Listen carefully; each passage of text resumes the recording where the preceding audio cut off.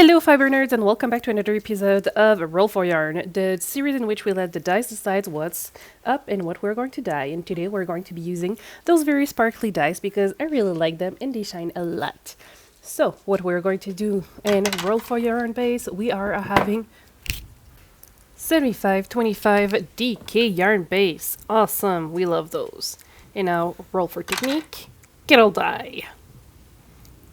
Roll for color 3. Monarch Orange, which is a very lovely warm orange that I actually am very happy with this. Now, 19, Dark Navy. Dark Navy is a very deep color and it's part of the primary colors set included in the Dharma Trading Co. Starting kit that you can find online.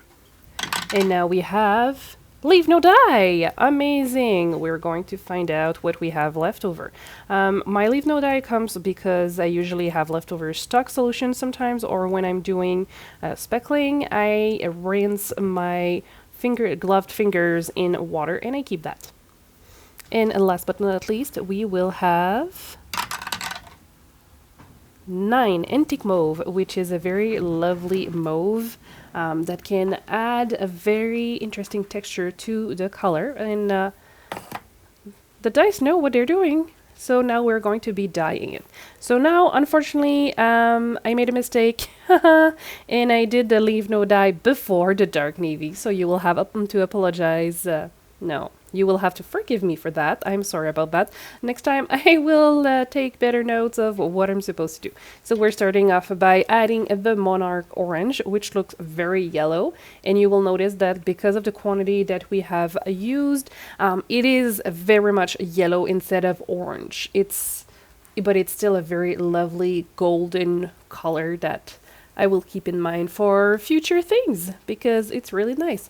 So what I'm doing here is I'm adding some of the Leave No Dye on that layer of the DK because I'm kind of attempting to do a fade into the kettle, and I'm adding this little black so that way we have some black in the first skein and the fade is cohesive through the 4 skeins of yarn that we're going to be using. And then now I'm completely going to be adding this color, which is a black. I chose that specific color because it would go nicely with the Monarch Orange that we had that the dice picked for us today. And I would say like the dice have been pretty cohesive in the color palette they've been choosing for us for the past few videos. Now I'm adding my Dark Navy. Fun fact, Dark Navy smells like ink when you're using it for some reason. There's probably a component in it that is found in the pigment that you find in just like a fountain pen.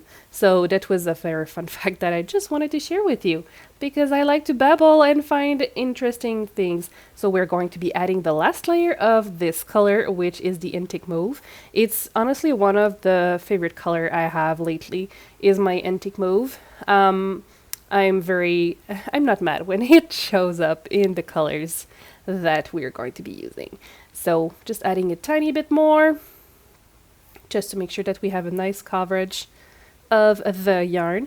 We're going to be letting this cook for about half an hour and then turning it off and let it dry overnight. And here's the final result of the fade that we've attempted to do in the kettle. And you can see that the first yarn is much more yellow.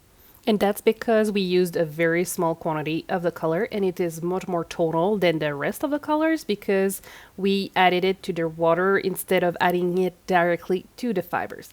Hope you've liked it and I will see you in the next one very soon. Bye!